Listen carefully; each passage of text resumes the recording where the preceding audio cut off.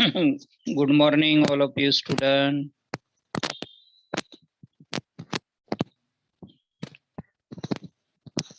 आज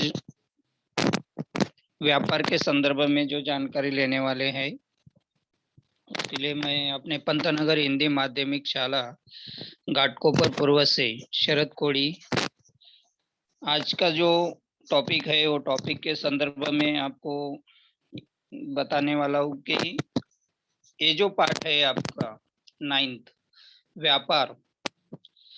व्यापार के संदर्भ में आप कोई भी चीज लेन देन का व्यवहार जो किया जाता है हम उसे व्यापार भी कहा जाता है। सिंपल परिभाषा में व्यापार तो हर कोई भी अपने जहाँ चीजों की कमी रहती है और दूसरे से वो चीज की आपूर्ति की जाती है या पूरी की जाती है, ऐसी लेन देन की प्रक्रिया या क्रिया को व्यापार कहा जाता है।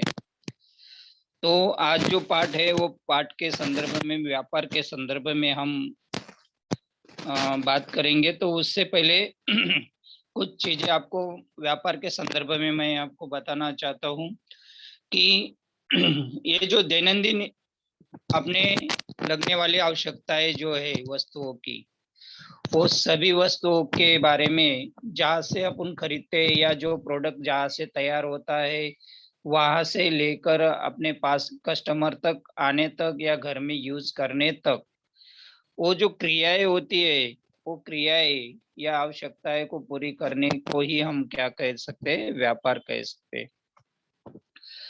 तो व्यापार अनेक प्रकार के इसमें किया जाता है। कभी दृश्य व्यापार, सामने सामने किया जाने वाला व्यापार होता है। अदृश्य व्यापार होता है।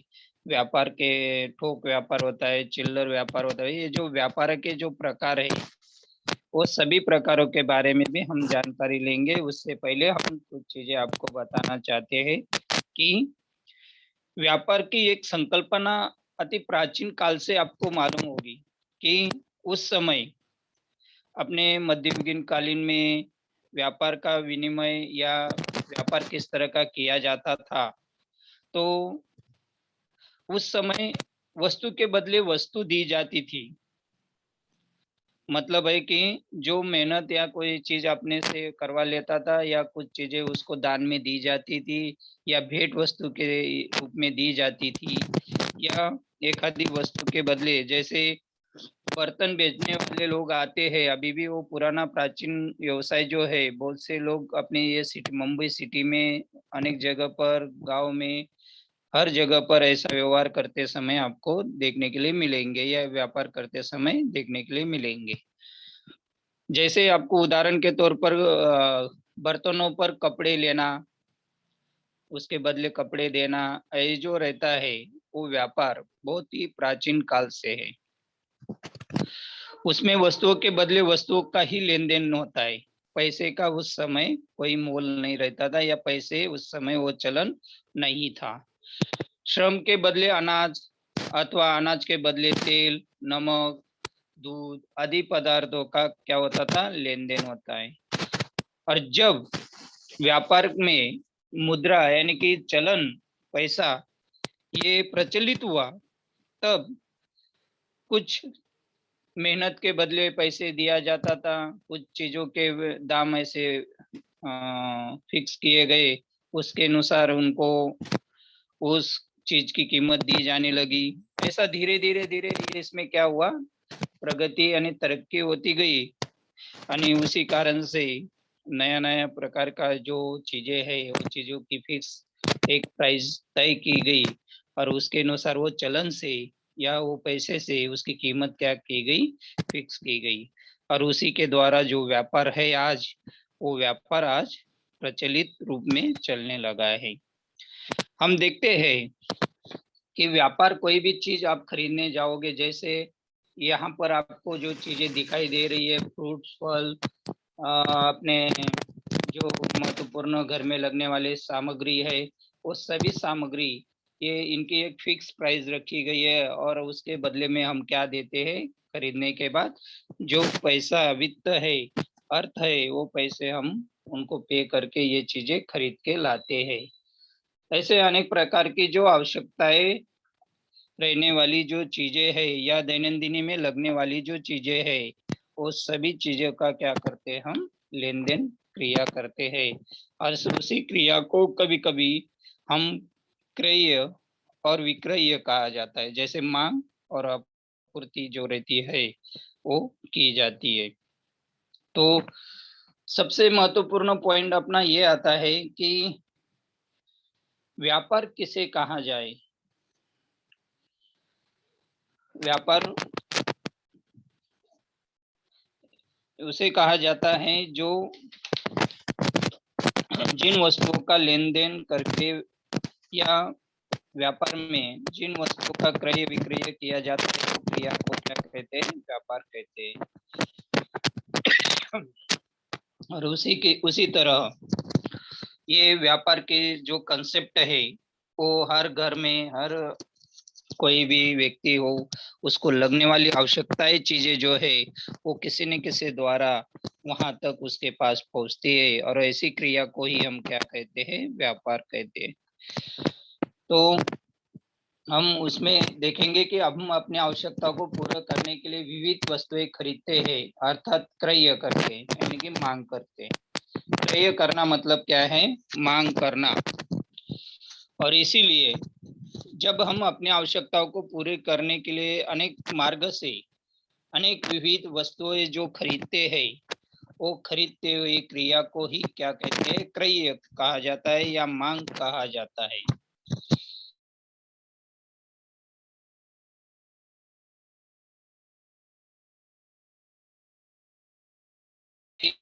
इन मांग पूरी करने के लिए जो वस्तु का उत्पादन जहां से किया जाता है, वहां से ये वस्तुएं क्या किया जाता है, उठाई जाती है, ली जाती है।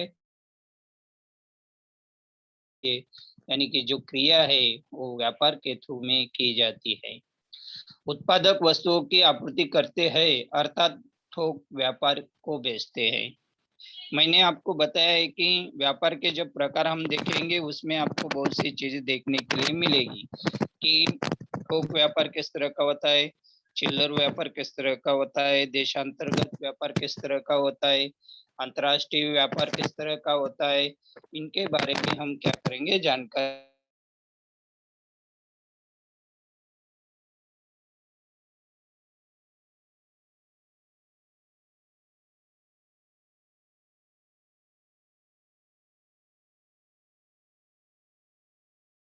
इन आवश्यकताओं को पूरा करने के लिए हम जो विविध प्रकार की वस्तुओं का क्रय करते हैं, क्रय करना मतलब मांग करते हैं, वो क्रय करने वाली क्रिया को ही या मांग करने वाली क्रिया को ही हम क्या कहते हैं, मांग या क्रय कहते हैं। और व्यापार जो मांग की हुई चीज को अपने पास तक पहुंचाने के लिए व्यापार, जैसे मैंने आपको बताया है कि किसी वस्तुओं का लेन देन व्यापार कहा जाता है।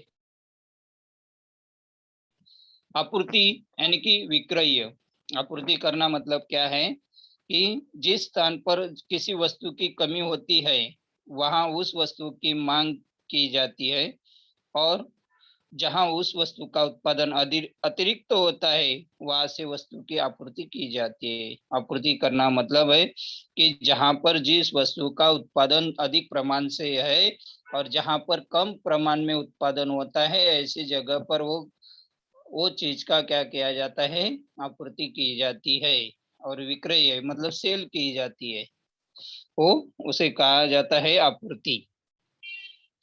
तो इस प्रकार अतिरिक्त उत्पादन वाले जो प्रदेश होते हैं वो उत्पादन वाले प्रदेश की ओर मांग करते हैं, और ऐसी क्रिया को आपूर्ति कहा जाता है। जैसे उदाहरण के लिए आपको बताना चाहता हूँ कि जो जम्मू कश्मीर में उत्पादन सेब यानी कि एप्पल जो उत्पादन सबसे ज्यादा होता है, और कोई भी दूसरा प्रदेश में वो सेब नहीं आता है, तो वो सेब जो है अन्य भारत राज्यों के यहाँ पर वो पहुंचाने का कार्य यानी कि आपूर्ति करने का कार्य पूरी तरह से किया जाता है। मतलब उनकी मांगों को पूरी की जाती है। कहाँ से, जम्मू कश्मीर में सिर्फ एप्पल जो आता है वो एप्पल कई दूसरी जगह पर न मिलने के कारण से वो पूरे देश में वो क्या किया जाता है, उसकी आपूर्ति की जाती है।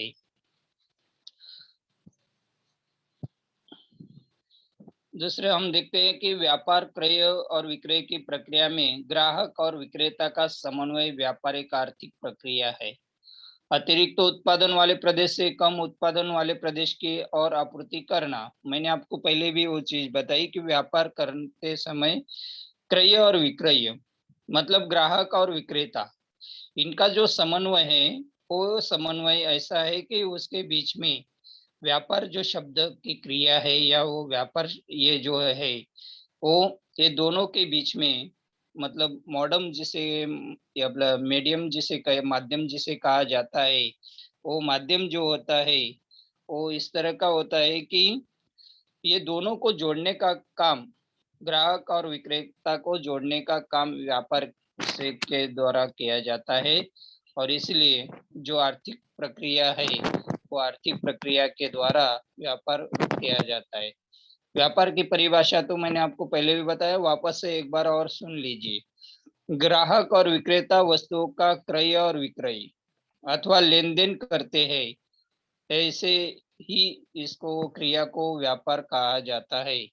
ग्राहक और विक्रेता मतलब है जो ग्राहक होते हैं और विक्रेता होता है और उनके बीच में जो क्रय विक्रय की क्रिया या लेन देन की क्रिया जो होती है वो क्रिया को व्यापार कहा जाता है। ये आपको परिभाषा याद रखना जरूरी है। व्यापार में यह एक आर्थिक ऐसी क्रिया है जो समाज में लोगों का आर्थिक जीवन एक दूसरे पर निर्भर हो जाता है। और व्यापार एक ऐसी क्रिया है जो आर्थिक क्रिया है जो समाज के लोगों को एक दूसरे से आर्थिक जीवन में एक दूसरे पर निर्भर करता है। कोई भी चीज ऐसा स्वयं पूर्ण कोई देश या कोई व्यक्ति नहीं है जो अपनी पूरी आवश्यकताएं खुद पूरी तरह से कर सकता है। नहीं, वो सभी जन को, सभी देश को, सभी राज्य को, सभी गांव को, सभी शहर को, सभी को या व्यक्ति को भी और प्राणी मात्रा को भी, सभी को एक दूसरे पर क्या करना होना निर्भर रहना पड़ता है। वो खुद स्वयंभू नहीं रहते या स्वयं पूर्ण नहीं रहते, क्योंकि परिपूर्ण बनने के लिए इंसान को बहुत सी चीजों की आवश्यकता दूसरे पर पड़ती है।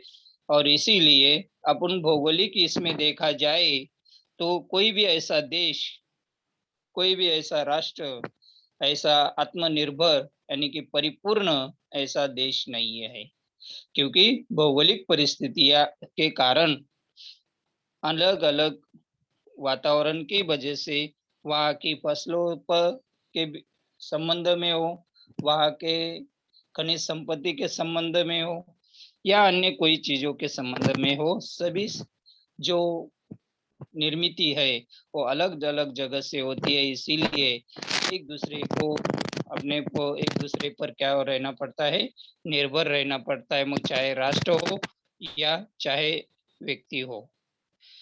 इसीलिए जिस स्थान से अपन किसी वस्तु की कमी हमें महसूस होती है और जहाँ पर जिस वस्तु का ज्यादा आपूर्ति होती है वहां से हम क्या करते हैं, मांग करते हैं। और इसीलिए ऐसी क्रियाएं जब चलती है तो ऐसी क्रियाओं में वस्तु का विनिमय या वस्तु का लेन देन किया जाता है। तो पहले पुराने इसमें आपको मैंने बताया कि प्राचीन काल में वस्तुओं का वस्तु विनिमय पद्धति थी, मतलब है मुद्रा का चलन उस समय नहीं था। तो ये चित्र के द्वारा आपको ये बताना चाहता हूँ कि उसमें वस्तु का विनिमय पद्धति किस तरह की थी, मतलब बर्तन खरीदना और उसके बदले में उनको कपड़े या कुछ देना, मतलब है कि वस्तु के बदले वस्तु को दिया जाने वाले को वस्तु विनिमय पद्धति कहा जाता है। तो ऐसी क्रियाएं जब होती है, ये प्राचीन काल में ऐसी क्रियाएं होती थी। अभी भी बहुत सी जगह पर ऐसे ये जो है व्यवसाय है वो अपने को देखने के लिए मिलती भी है। जब वस्तुओं का क्रय विक्रय होता है तो उसे दृश्य व्यापार, अभी व्यापार के बारे में आपको मैं बताना चाहता हूँ कि किसी घटकों के या उपरोक्त घटकों में जब वस्तुओं का क्रय विक्रय होता है तब दृश्य व्यापार कहा जाता है। देखो, दृश्य व्यापार की परिभाषा याद रखना जरूरी है। जब वस्तुओं का क्रय विक्रय होता है, मतलब है कि वस्तुओं का जब लेन देन होता है तो उसे दृश्य व्यापार कहा जाता है। जैसे उदाहरण के तौर पर आपको ये सब्जी वाला है और खरीदने वाले ये जो लेडीज है, वो कस्टमर क्या कर रहे हैं, उनसे ये सामने सामने से चीजें ले भी रहे और परख के ले रहे या देख के ले रहे, कैसे ले रहे, लेकिन सामने सामने ले रहे। मतलब ये क्या हुआ, दृश्य व्यापार है। और ये दृश्य व्यापार जब वस्तु का क्रय विक्रय होता है तो उसे दृश्य व्यापार हम क्या कहते हैं, उसको क्या कहते हैं, दृश्य व्यापार कहते हैं।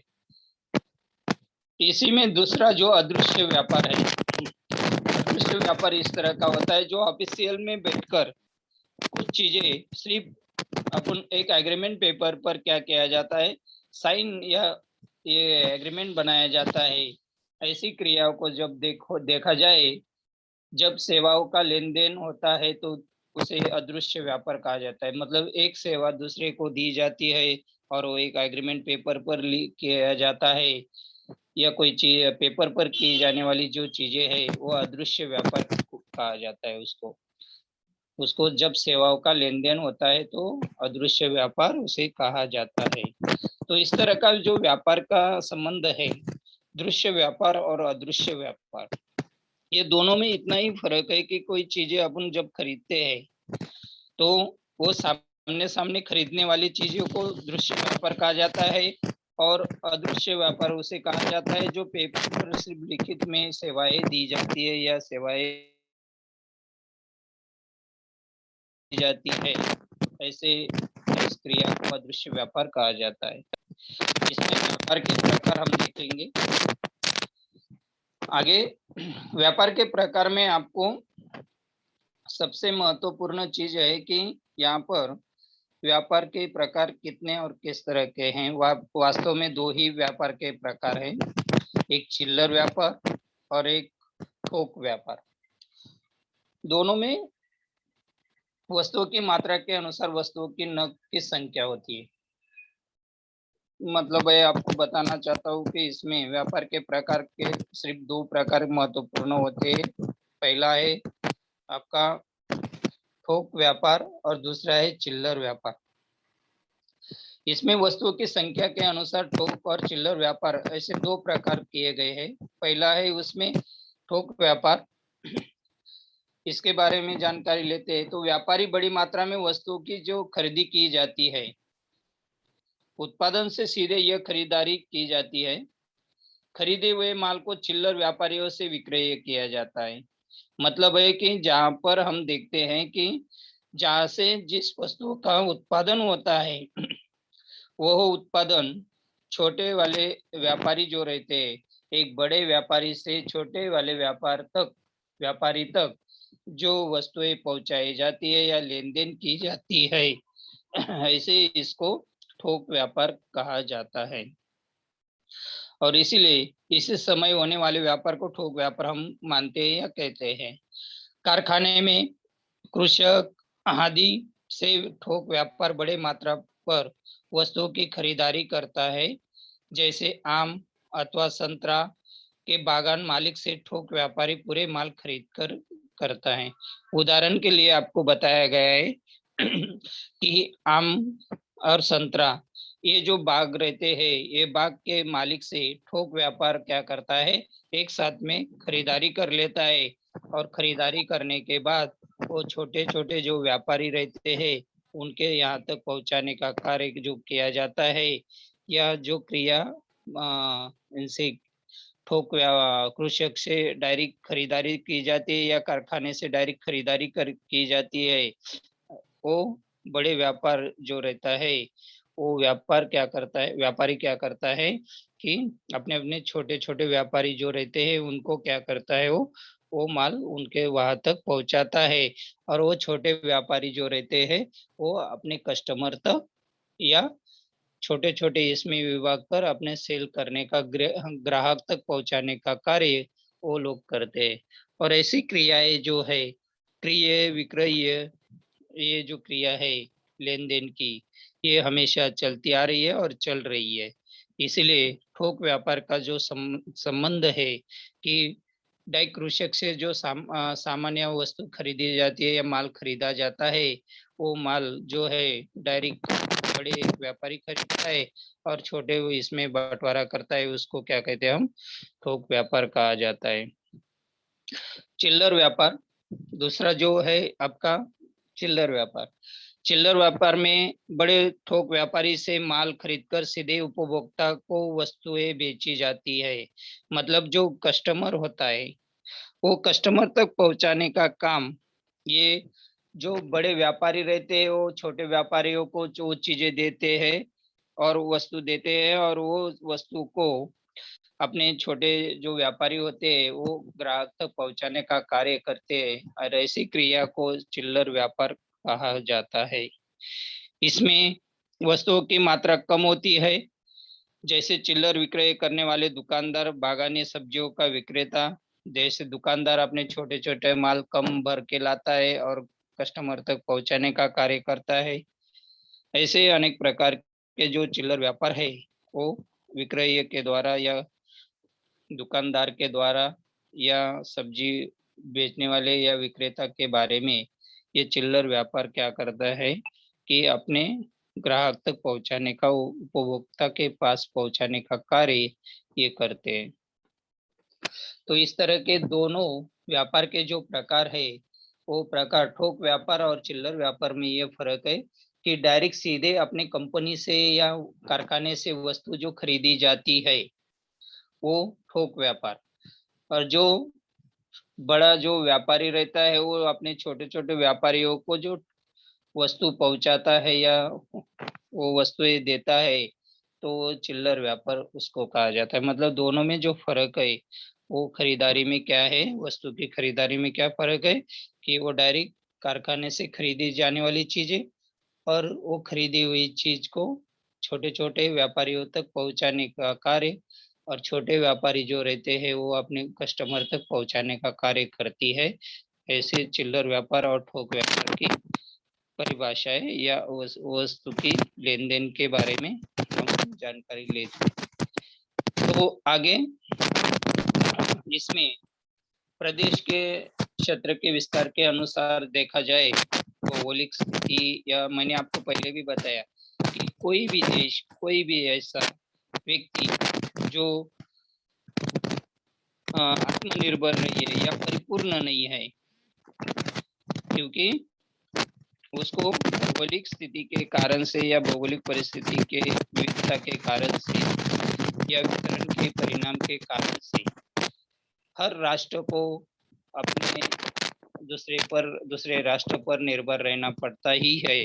उसी में व्यापार के प्रकार में ये जो राष्ट्रीय स्थानीय व्यापार है और अंतर्राष्ट्रीय वायु व्यापार है, इनके बारे में हम जानकारी लेंगे थोड़ा सा कि वस्तु का क्रय और विक्रय जब होता है विविध स्तरों पर किया जाता है, उसके आधार पर स्थानीय, विभागीय, राष्ट्रीय, अंतर्राष्ट्रीय ऐसे व्यापार के प्रकार जो है वो अपने को डीपली जब अपन एखादा व्यापारिक संदर्भ में पढ़ेंगे तो आपको इसके प्रकार और भी आपको मालूम होते जाएंगे। तो उसमें आपको ये जो प्रकार है कि देशांतर्गत व्यापार मतलब है राष्ट्रीय व्यापार, जो देश के अंदर ही व्यापार किया जाता है उसको क्या कहा जाता है, देशांतर्गत व्यापार यानी कि राष्ट्रीय व्यापार कहा जाता है।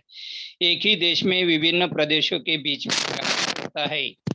ये देश के क्षेत्रफल, संसाधनों की उपलब्धता, विविधता और वितरण के इनका परिणाम जो होता है वो आंतरिक देशांतर्गत व्यापार उसे होता करना पड़ता है या वो क्रिया होती है। जनसंख्या का प्रमाण, यातायात तथा संचार के साधनों की सुविधा,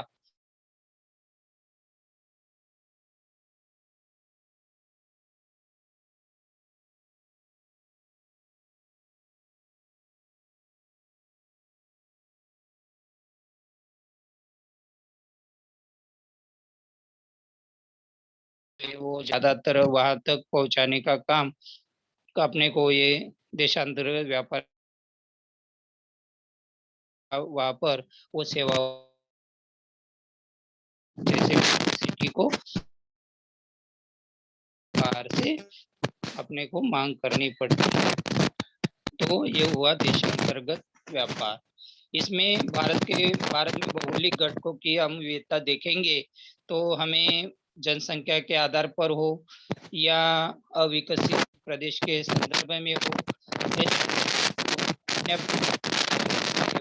पूरी करने के लिए या मांग के देशांतर्गत व्यापार किया जाता है या वस्तु का लेन देन किया जाता है।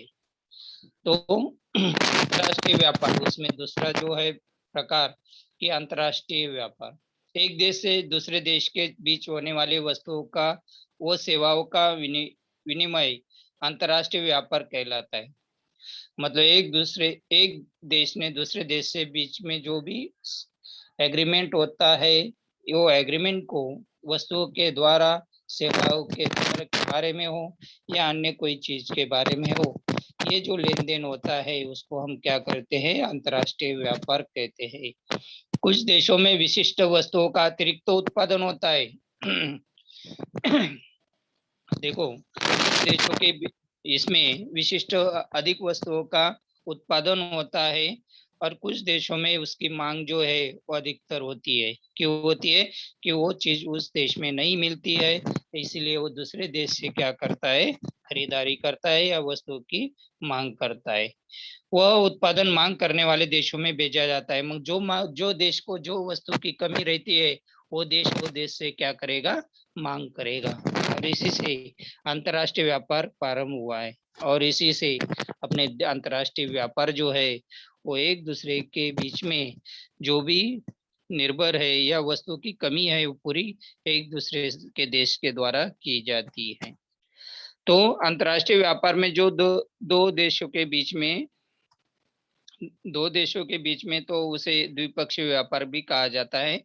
अंतर्राष्ट्रीय व्यापार में जब दो देश के बीच में और एक देश के बारे में कुछ चीजें उससे ज्यादातर मांग की जाती है या ली जाती है, तो द्विपक्षीय व्यापार उसको भी कहते हैं। जब अंतर्राष्ट्रीय व्यापार में दो से अधिक देशों के बीच में होता है, वो बहुपक्षीय व्यापार उसे कहा जाता है।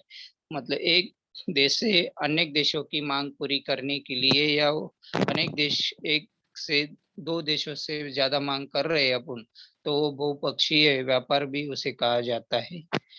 तो ऐसे कई अंतर्राष्ट्रीय और राष्ट्रीय जो व्यापार है उनके संदर्भ में हमने जानकारी ली है। तो इससे हमें अनेक प्रकार के ये थोक व्यापार जो रहता है वो इस तरह का होता है। मैं आपको बताना चाहता हूँ कि थोक व्यापार आप देख रहे हैं कि एक साथ में वो कंपनी का जो माल रहता है वो एक साथ में एक जगह पर क्या किया जाता है, डिस्ट्रीब्यूट किया जाता है और वहां से अपने अन्य छोटे रिटेल जो होते हैं, छोटे छोटे दुकानदार, उन तक यहाँ तक पहुंचाया जाता है। तो इस तरह का जो व्यापार का संबंध है हर चीजों से है। और इसीलिए तो व्यापार और चिल्लर व्यापार है, इनके बारे में हमने क्या क्या है जानकारी ली है। तो मैंने आपको इसके बारे में भी बताया। देशांतर्गत व्यापार और अंतर्राष्ट्रीय व्यापार के संदर्भ में भी आपको मैंने बताया है कि एक देशांतर मतलब देश के अंदर में चलने वाले लेन देन के व्यवहार को या व्यापार को कहा जाता है, देशांतर्गत या राष्ट्रीय व्यापार कहा जाता है। और अंतर्राष्ट्रीय व्यापार जो है वो एक देश से दूसरे देश से जो चीजें, सेवाएं या वस्तुओं की आपूर्ति या विनिमय किया जाता है उसको अंतर्राष्ट्रीय व्यापार कहा जाता है। अभी आयात और निर्यात, एक्सपोर्ट और इंपोर्ट, इसमें अपने को देखना है कि एक देश से दूसरे देश से कोई चीजें अपन आयात और निर्यात करते हैं यानी कि इंपोर्ट और एक्सपोर्ट करते हैं, तो इसके संदर्भ में जानकारी लेंगे। तो देखा जाए तो हम देखते हैं कि ऐसा कोई देश, मैंने आपको पहले भी बताया, आप भी ध्यान में रखना जरूरी है कि ऐसा कोई परिपूर्ण नहीं है ये विश्व में। ऐसा इंसान भी परिपूर्ण नहीं है और कोई व्यक्ति या कोई देश भी परिपूर्ण ऐसा नहीं है। उसका कारण भी मैंने आपको बताया है कि भौगोलिक परिस्थितियां या वहाँ का विविधता या वितरण के परिणाम जो होते हैं वो अलग अलग होते हैं। इसके कारण से क्या होता है, कोई भी देश परिपूर्ण या स्वयं पूर्ण नहीं है, उनको किसी न किसी इस पर क्या रहना पड़ता है, निर्भर रहना पड़ता है। तो इसमें देखते हैं आयात और निर्यात। आयात और निर्यात क्यों किया जाता है, इसका कोई ठोस वजह जो है यही है कि हमें कोई भी चीज के दूसरे व्यक्ति पर या देश पर निर्भर रहना पड़ता है, इसीलिए ये आयात और निर्यात की क्रिया जो है इसके बारे। आयात तथा निर्यात अंतर्राष्ट्रीय व्यापार की मूलभूत प्रक्रिया जो है, जब कोई देश किसी दूसरे देश से, देखो, जब कोई देश किसी दूसरे देश से वस्तुएं और सेवाएं खरीद कर अपने देश में लाता है, तब उस क्रिया को आयात यानी कि इंपोर्ट कहा जाता है। मतलब है, जब कोई देश से हम वहां से कोई चीज प्याज मंगा रहे बाहर पाकिस्तान से, तो वो देश से हम जब प्याज मंगा रहे, तो वो प्याज दूसरे देश से हम जब ये अपने देश में लाकर रखते हैं, तो ऐसी क्रियाएं को क्या कहा जाता है, इंपोर्ट कहा जाता है। मतलब है कि दूसरे देश से जो चीज खरीद कर अपने देश में लाई जाती है, ऐसी क्रिया को इंपोर्ट यानी कि आयात कहा जाता है। आयात की परिभाषा आप ध्यान में रखिए। इसी प्रकार जब कोई देश अपने पास होने वाले अधिक उत्पादन को आवश्यकता वाले देश को बेचते हैं, तब इस क्रिया को निर्यात कहा जाता है यानी एक्सपोर्ट कहा जाता है। मतलब है कि इसके विपरीत क्या है, जब कोई देश अपने पास ज्यादा अधिक उत्पादन हो है और आवश्यकता वाले देशों को, जिनको जिस देश को जरूरत है वो चीज की, वो देश को बेचने का जो क्रिया की जाती है या वस्तु की जो क्रिया होती है, तब उस क्रिया को क्या कहा जाता है, निर्यात। निर्यात मतलब है एक्सपोर्ट, एक्सपोर्ट कहा जाता है। तो ये भी दोनों की परिभाषा में अंतर इतना ही है कि इंपोर्ट का अर्थ ये होता है कि हम दूसरे देश से खरीद कर अपने देश में जो चीज लाते हैं उसको इंपोर्ट कहा जाता है यानी कि आयात कहा जाता है। और जो दूसरे देश से अधिक उत्पादन वाले देश से और जहां पर उस आवश्यकता वाले देश को दी जाती है या बेची जाती है, ऐसी क्रिया को एक्सपोर्ट यानी कि निर्यात कहा जाता है। तो ये दोनों में जो फर्क है वो इस तरह का है। और इसलिए इंडिया में भारत भारत देश से हो या यूएसए से हम जो भी चीजें मंगाते हैं, अमेरिका से, वो चीजों का लेन देन के बारे में भी मैंने आपको जानकारी दी है कि कोई भी देश से अपन जो चीज खरीदते हैं, तो इसमें आपको एक इम्पोर्टेंट चीज ये है, इनके संबंध जो है संतुलन बनाए रखना पड़ता है। व्यापार का एक संतुलन होता है, वो संतुलन हमें क्या करना पड़ता है, बनाए रखना पड़ता है। तो इसके लिए हमें क्या करना जरूरी होता है कि आप व्यापारी, आपके मन में उत्पादन होने वाले आपको अपने उत्पादन को देश के अन्य राज्यों में बेचना है, उसी प्रकार ये उत्पादन आपको विश्व के कुछ देशों में भी बेचना है।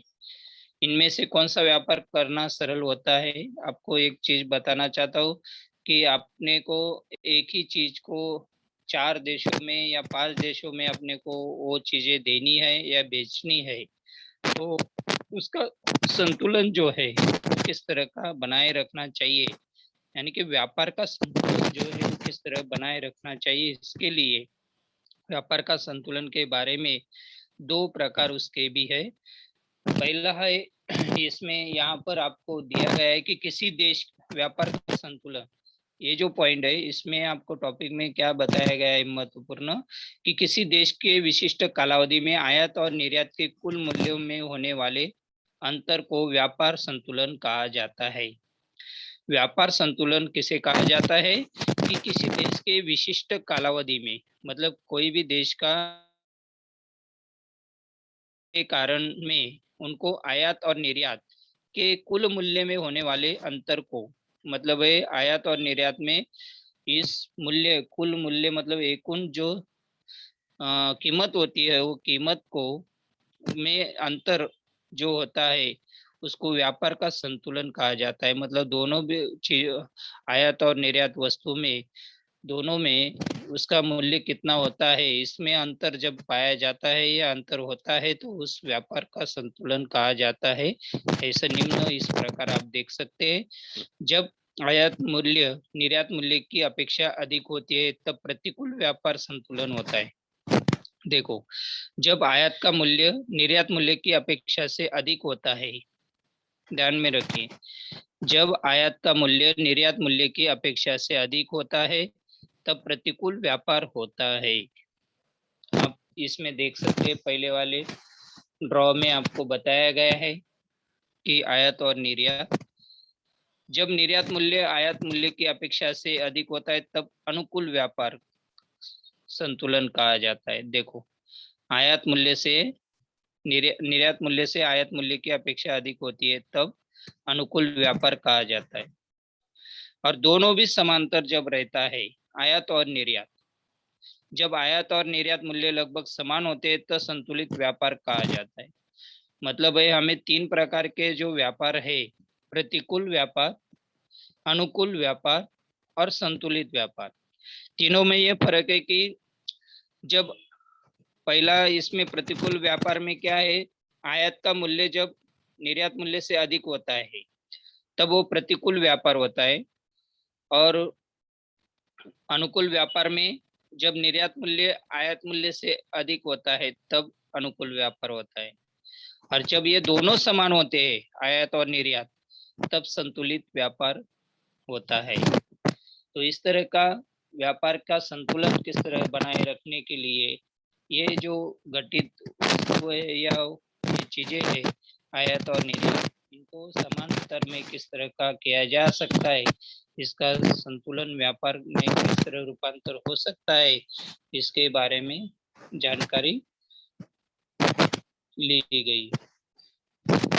इसमें अंतर्राष्ट्रीय स्तर के व्यापारिक संगठन, ये हमारा जो लास्ट पॉइंट है, इसमें आपको शॉर्टकट मैं आपको चीज बताना चाहता हूँ कि अंतर्राष्ट्रीय व्यापार का संगठन किस तरह का बनाया गया है। कि अंतर्राष्ट्रीय व्यापार ठीक तरह से चलने के लिए हमें कई कठिन अपेक्षाएं, बहुत सी अपेक्षाएं लोगों की होती है या देशों की होती है। यह व्यापार दो अथवा दो से अधिक देशों के बीच में होता है। इस व्यापार के देशों की अर्थव्यवस्था, सरकारी नीतियां, बाजार केंद्र, कानून, न्याय व्यवस्था, मुद्रा, भाषा, अनेक घटकों का यहाँ पर प्रभाव पड़ता है। और अनेक प्रकार की जो बोली भाषा, मुद्रा, न्याय व्यवस्था, कानून जो भी है वो सभी अलग अलग होते हैं देशों के। और इसीलिए अंतर्राष्ट्रीय व्यापार का प्रभाव जो पड़ता है तो कभी कभी व्यापार की प्रक्रिया में क्या होता है, रुकावट आती है। आपसी देशों के बीच में परस्पर संबंधों व समझौता पर भी विपरीत परिणाम पड़ता है। जब देशों के अंतर्राष्ट्रीय संगठन नहीं रहा तो ऐसे समझौता और संबंध भी क्या होते हैं, उस पर भी परिणाम होता है या बिगड़ते हैं। यह मिटाने के लिए या टालने के लिए अंतर्राष्ट्रीय आर्थिक एवं व्यापार संगठन की आवश्यकता उत्पन्न होती है। तो ये आपसी मामला बिगड़े ना, इसके कारण से क्या जरूरत है कि एक व्यापार संगठन तैयार किया जा सकता है या उसकी आवश्यकता है। तो ऐसे अनेक प्रकार के जो व्यापार संगठन है उनकी आवश्यकताएं निर्माण हुई थी। और इसीलिए विश्व के व्यापार संगठन जिनेवा, स्विट्जरलैंड, ये जो है वहां पर विश्व व्यापार संगठन का केंद्र उस देश को माना गया। और वहां पर ऐसे छोटे मोटे जो कई इशू होते हैं या संबंध बिगड़ते हैं, वो संबंधों को क्या किया जाता है, वो सॉल्व किया जाता है या मतभेद को निपटाया जाता है। तो इस तरह का ये जो है हमारा वो आज के जो पॉइंट है वो व्यापार के संदर्भ में वो पूरी तरह से हमने कंप्लीट करवाया है। धन्यवाद सर। किसी को कुछ सवाल पूछना है बच्चों तो?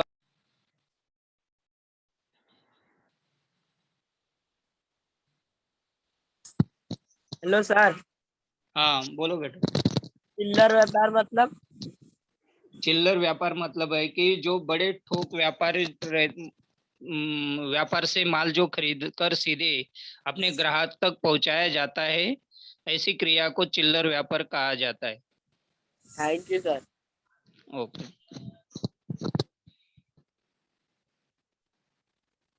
और किसी बच्चों को पूछना है? राहुल सिंह, यस, बोलिए।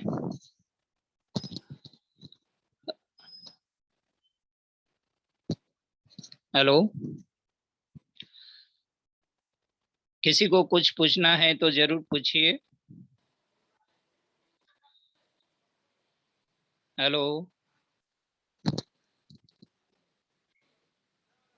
बच्चों आज जो टॉपिक लिया गया है व्यापार के संदर्भ में सभी को समझा होगा, और इसीलिए अभी ये टॉपिक को यहाँ एंड करते हैं, और सभी का धन्यवाद, और नेक्स्ट टॉपिक में मिलेंगे।